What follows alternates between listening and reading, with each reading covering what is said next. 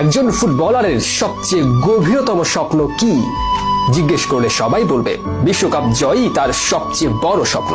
কিন্তু আপনি যদি একই প্রশ্ন ব্রাজিলের রাইট উইঙ্গার অ্যান্টনিকে করেন, যিনি জন্ম নিয়েছিলেন সাও পাউলোর এক বস্তিতে, তিনি উত্তর দিবেন বিশ্বকাপ নয়, চ্যাম্পিয়ন ট্রফি নয়, ব্যালন ডিওর কিছুই নয়, স্বপ্ন ওই বস্তির জীবন থেকে বাবা মাকে মুক্ত করা। অ্যান্টনি বলেছিলেন, আমার জন্মই হয়েছে জাহান নামে। আমি মোটেও বাড়িয়ে বলছি না, কিন্তু সাও পাউলোর যে বস্তিতে আমার জন্ম তার নাম ইনফেরিনহো, যার বাংলা অর্থ ছোট্ট জাহান নাম। এলাকাটা ভীষণ কুখ্যাত ছিল মাদক ব্যবসার কারণে।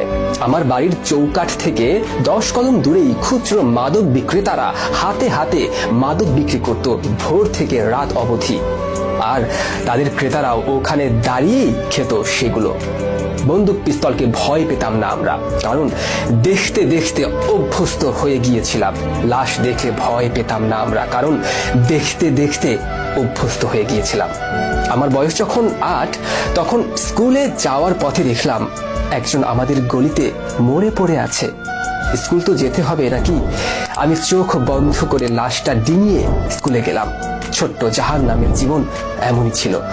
জীবনে একমাত্র আনন্দ ছিল ফুটবল। বড় ভাইয়ের সাথে বস্তির স্কয়ারে ফুটবল খেলতে যেতাম। একসময় সেটা মাটির ছিল, পরে হলো কংক্রিটের। খালি পায়ে কংক্রিটেই ফুটবল খেলতাম।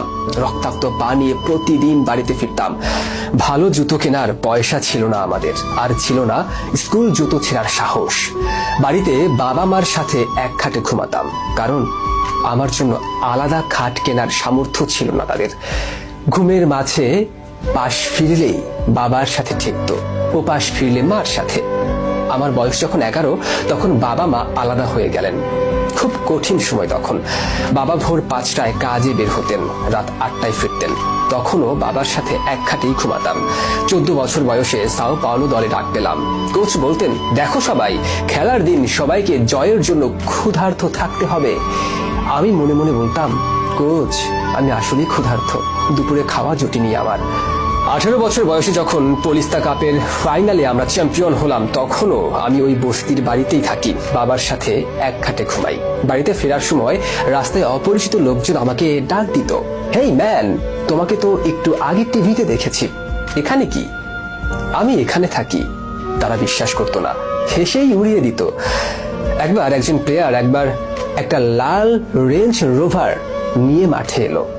আমি মাকে বললাম, এই গাড়িটা আমি কিনবো এক সময়। মা বিশ্বাস করলেন না, সেই উড়িয়ে দিলেন। এর 1 বছরের মাথাতেই আমি আয়াক্সের হয়ে চ্যাম্পিয়ন্স লিগ খেললাম। নিজের বাড়ি হলো, নিজের খাট, সেই লাল রেঞ্জ রোভার গাড়িটাও কিনে ফেললাম।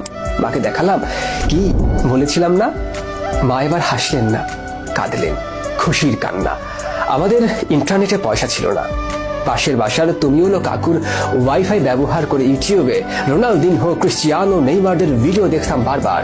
এরা আমার কাছে ছিল ঈশ্বরের মতো, ধরা ছোঁয়ার বাইরে।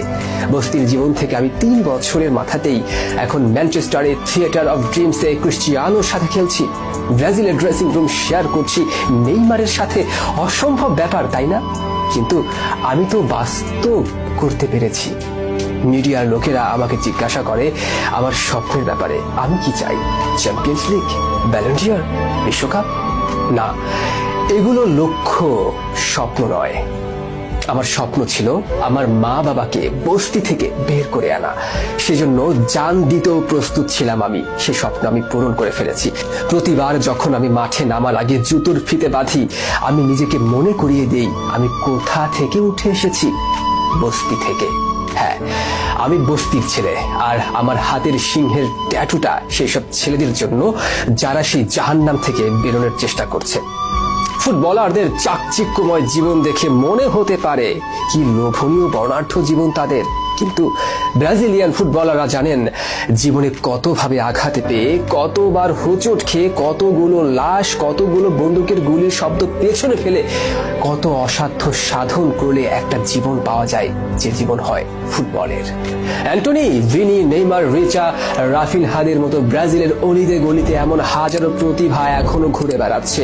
তারাও একদিন স্বপ্ন দেখে নেইমার হওয়ার, স্বপ্ন দেখে অ্যান্টনি হওয়ার, স্বপ্ন দেখে নরক থেকে বেরিয়ে বাবা মাকে মুক্ত করার কতজন পারে?